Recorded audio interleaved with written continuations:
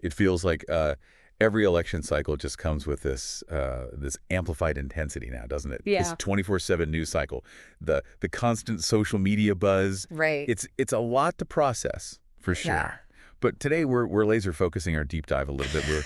We're dissecting a single Trump rally from late September. Okay. But trust me, this goes way beyond one event. Yeah, it's these micro moments that often reveal, I think, the bigger picture, right? Exactly. You can learn a lot about campaign strategy, about media trends, even voter behavior, just by analyzing how these very specific events play out. Yeah, so picture this. Mm. Late September 2024 elections. Mm-hmm. Right around the corner. Tensions are high. Mm-hmm. Former President Trump is holding a rally in Erie, Pennsylvania. Okay. And one particular quote from this rally just explodes across the media landscape. Oh. It's all about overtime pay. Okay. And of course, it starts with that classic Trumpian preface. I shouldn't say this. Right, right. The tried and true tactic there. Oh, yeah. It's almost disarming in a way. It is. You know, it makes the listener feel like they're getting this unfiltered glimpse behind the curtain, you know? Well, let's not bury the lead here. You want to hear the quote, right? Yeah, let's hear it. Okay, so this quote spread like wildfire. Okay. And it's not hard to see why. Mm-hmm. What's your take on why this landed with such a thud? Well, I mean, on the surface, it plays directly into this very real anxiety, I think, that a lot of working class voters feel, right? This fear that they're being denied fair compensation for their work. Mm-hmm. It feeds into this larger narrative, particularly on the right, about the erosion of the American dream. And, you know... And it's not like Trump's history with business dealings is exactly squeaky clean. Right. Which probably adds fuel to the fire for some. Right. His past controversies, whether they're really relevant to this specific instance or not, definitely color how people interpret his words, especially those who are already skeptical of his business practices anyway. The Harris campaign didn't waste any time. Okay. They labeled Trump a scab and accused him of building an entire career on screwing over workers, according to the Daily Beast. Wow. What's interesting to me is how quickly they weaponized this soundbite. Yeah, it speaks to the strategy at play, right? Campaigns are primed to seize these moments and frame them in the most advantageous light for them. And using a label like scab, whether you agree with it or not, it's emotionally charged. It's designed to evoke a strong reaction. And it's a label that's designed to resonate with a very specific audience, too, right? Right. Organized labor, working class voters who may be disillusioned with the current state of things. Mm-hmm. That scab label, it really carries a lot of weight in those circles. For sure. Yeah.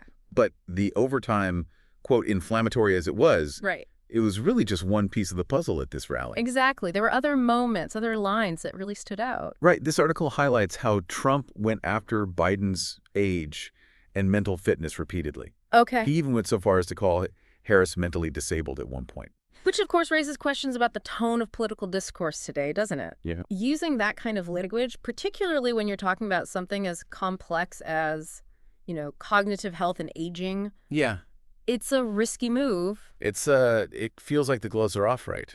Well, yeah, I mean, there's always been an element of that in politics, right? Sure. But it does seem to be escalating, doesn't it? Yeah. And it's not just Biden. The article mentions Trump brought up Kamala Harris's summer job at McDonald's. Right. Calling it a total lie. Again, right. which is interesting because that's been debunked so many times. Right. Yet it still gets brought up. It does. It makes you wonder about the intention there, right? It speaks to this idea of repetition as a tactic, right? Mm-hmm. Even if a claim has been disproven, the simple act of repeating it over and over again, particularly to a receptive audience, it can sow those seeds of doubt. It's about creating this alternative narrative. Yeah. And then it wasn't just his opponents he went after. Right. He also targeted ABC News' David Muir. Okay. Called him pretty boy and mocked his fact-checking during the debates. Okay. What's the strategy there? Right. Attacking the media like that. It could be a way to discredit any potential criticism, right? Okay. By painting the media as biased or antagonistic from the get-go. It's a way of preemptively dismissing any negative coverage as, politically motivated. So it's all connected. Potential. These attacks, the rhetoric, it's all part of a bigger strategy. Potentially, yes. And to really understand that strategy, I think we need to look at the potential goals. Okay. What is someone like Trump hoping to achieve with this kind of approach? Like there's a method to the madness, right? Yeah, Right. so let's break it down. Okay. What are some of the potential goals behind this kind of aggressive campaign strategy? Well, one obvious goal is to control the narrative. Okay. The more attention-grabbing the statement, the more likely it is to dominate those news cycles. Right. Even if the coverage is negative, Yeah. it's about staying front and center in the public's mind. Because in this day and age, any publicity is good publicity. To a certain extent, yes. Yeah.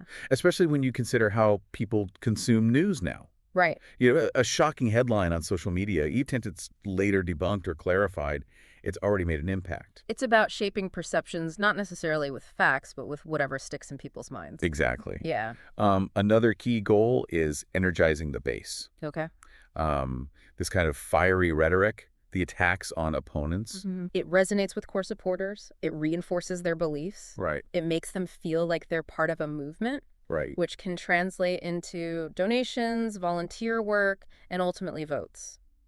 So it's not always about winning over undecided voters. It's about firing up the people who are already on your side. Precisely. It's about mobilization. And we can't overlook the emotional element here either. Yeah. This kind of rhetoric often taps into very primal feelings, anger, fear, even excitement. Right. It's about eliciting a visceral response rather than engaging in, nuanced debate. Which makes sense because emotions tend to be more powerful motivators than logic, right? Often, yeah. But there has to be a downside to this. It can't all be positive. Sure. What about the risks associated with this kind of approach? Well, one obvious risk is that it further degrades our political discourse, Okay. makes it even more challenging to have productive, respectful conversations about complex issues. Yep. When you prioritize personal attacks and inflammatory language over substance, Right. it creates a climate of hostility and distrust. It's like we're moving further and further away from reasoned debate and more towards a culture of shouting matches and insults. It's a worrying trend for sure. Yeah. And it's not just confined to the political sphere either. This kind of rhetoric can seep into our everyday interactions, making it harder to find common ground and bridge divides. And what about the impact on voter turnout? Does this kind of rhetoric actually encourage people to vote, or does it just turn them off from the whole process? That's the million-dollar question. It Right. probably varies from person to person. Yeah. Some voters are energized by this kind of confrontational approach, while others are completely turned off by it and become disillusioned with the whole system. So it's a gamble. Yeah. You might fire up your base, but you also risk alienating moderate voters or those who are less partisan. Exactly. And it also raises questions about the long-term consequences for our democracy as a whole. Yeah. When political discourse becomes so focused on personal attacks and emotional appeals, Right. it can erode public trust in institutions and make it harder to address those complex challenges effectively. It's like we're stuck in this vicious cycle. Right. The more divisive the rhetoric, the more divided we become, and the harder it is to find common ground. Which is why it's so important to be aware of these tactics, to recognize them for what they are. As voters, as citizens, we have a responsibility, I think, to demand better. Yeah. To hold our leaders accountable for the kind of discourse that they're engaging in. So to bring it all back to this Trump rally, Right.